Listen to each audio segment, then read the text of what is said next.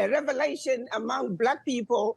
They're waking up and realizing that what has been happening is wrong, is wrong, is wrong, and change must come. And for true change to come, it must be brought by the people. What you are seeing is an African electorate that is now awoken, that is informed. They understand the real issues. In the past, Africans have been misinformed, misled, and given false information, and being thrown a shiny object and being told only the African heads of states are the problem. But now they understand the invisible hand and the role that the invisible hand is playing to make sure that Africa remains where they want Africa to be.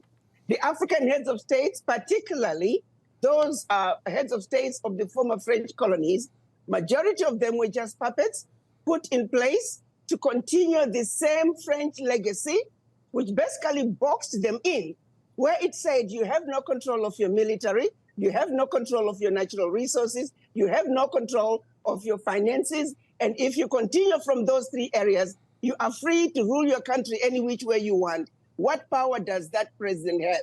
And in the past, any president that has tried to back the system and do something about taking control of the financial resources, and I'm talking about African countries depositing their bank reserves with France. I'm talking about African countries giving up their natural resources, no value addition, France having first right of refusal for all the natural resources discovered yet to be discovered, France companies having first right of refusal for all contracts, large, small, private, public, France having military presence in those countries, and France having the ability to invade them in the event that they feel their interests are being violated.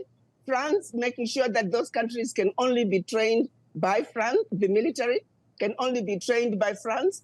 The military equipment can only be bought from France. Come on now. Our people didn't understand all this. So we can change African heads of states in those former French colonies like we change clothes. If those fundamentals are not addressed, nothing is going to change. The Africans now understand where the real problem is. The real problem, like I've always said, the biggest risk to peace and security in Africa is France. Let's make no mistake about that. We have other former colonizers. Yes, they still have a stronghold in Africa through their multinational companies that continue to siphon billions out of Africa every year. We are aware of that. But the biggest problem when it comes to former French colonies is France. Its roots are so entrenched in those countries, and now France is trying to expand into other nations. Until we address those agreements African countries were forced to sign, nothing, and I mean nothing we do, is going to bring us the true economic liberation, which is what Africa needs, which is what Africa was denied when African countries were being given their independence. We are now dealing with an African electorate that understands what is really going on.